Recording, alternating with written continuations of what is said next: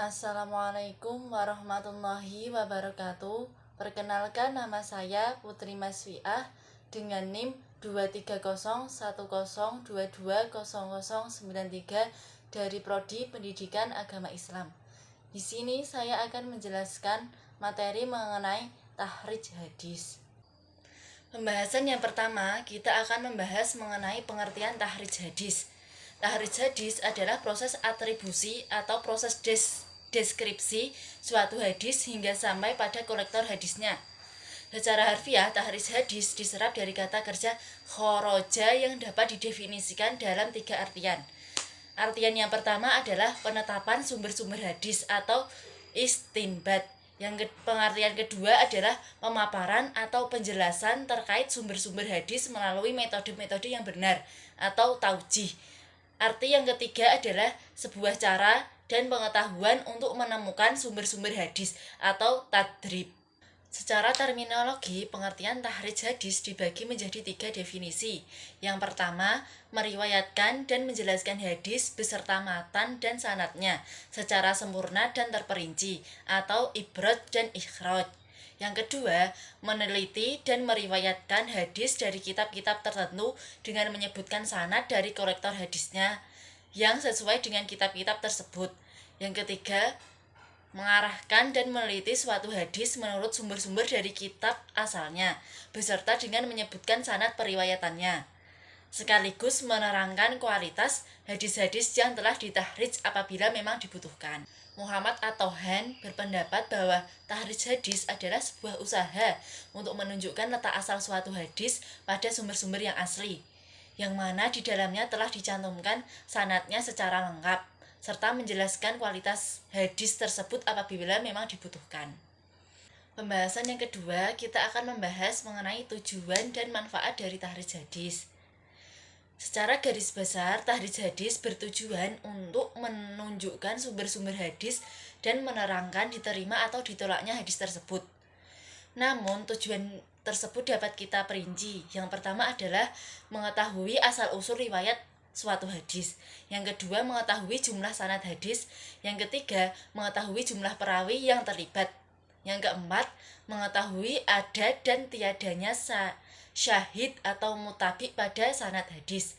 Yang kelima, mengetahui kualitas sanad atau suatu hadis.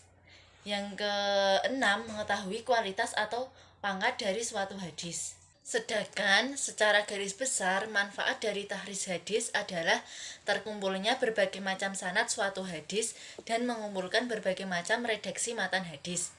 Manfaat ini dapat kita perinci lagi. Yang pertama adalah mengetahui sumber-sumber hadis dan ulama yang meriwayatkannya.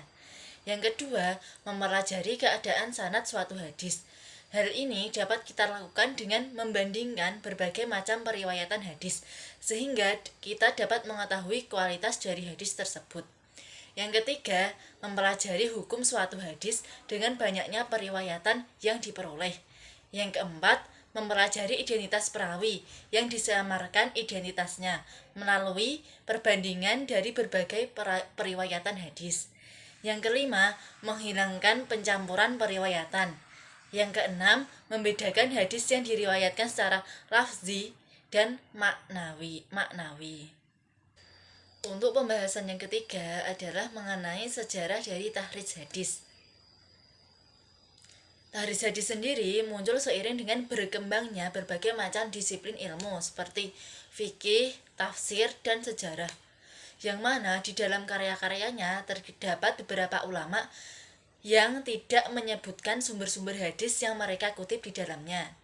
Hal inilah yang mendorong para ulama hadis untuk memunculkan sebuah metode khusus untuk menemukan sumber-sumber hadis pada kitab asalnya secara lengkap dan sistematis, yang akrab kita sebut dengan tahrij hadis. Mereka menjelaskan dan menunjukkan sumber-sumber asli dari suatu hadis, serta menjelaskan metode dan kualitas dari hadis-hadis tersebut sesuai dengan kualitasnya. Dari kegiatan inilah muncul beberapa kitab yang mengangkat tentang tahrij hadis. Kitab tahrij yang pertama kali muncul adalah karangan Al-Khatib Al-Baghdadi. Namun paling terkenal adalah kitab Tahrij Al-Fawaid Al-Muntahobah Asyihah wa Al-Taroib karya Syarif Abi Al-Qasim Al-Husaini. Kitab Tahrij Al-Fawaid Al-Muntahobah Asyihah wa Al-Gharaib karya Syarif Abi Al-Qasim Al-Mahrawani dan kitab Tahrij Al-Hadis Al-Muhazzab karya Muhammad Ibnu Musa Al-Hazimi Asy-Syafi'i. Yang keempat, kita akan membahas mengenai metode dari tahrij hadis. Yang pertama adalah tahrij melalui lafaz dalam matan hadis. Dalam penggunaannya, metode ini tergantung pada lafaz-lafaz yang ada di dalam matan hadis. Kitab yang terkenal dalam metode tahrij ini adalah Al-Muljam Al-Muhfaros li Al-Faz Al-Hadis An-Nabawi karya Arjen Wensik. Yang kedua adalah tahrij hadis melalui lafaz pertama dalam matan hadis. Dalam prakteknya, metode tahrij ini tergantung dari lafaz pertama pada matan hadis dalam fokus penelitiannya.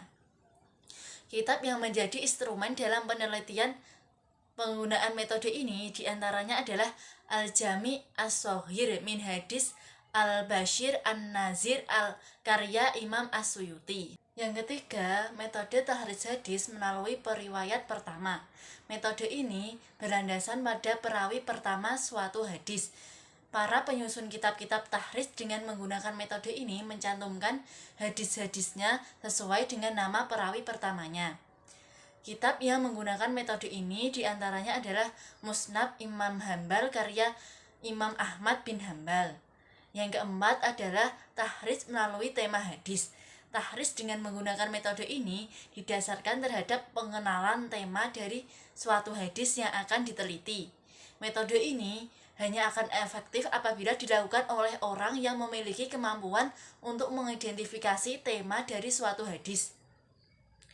Kitab hadis penunjang metode ini diantaranya adalah kitab Hangzul Umal fi Sunan Al-Aqwal wa Af'al dan kitab Muntakhab Hangzul Umal karya Muntaki Hindi.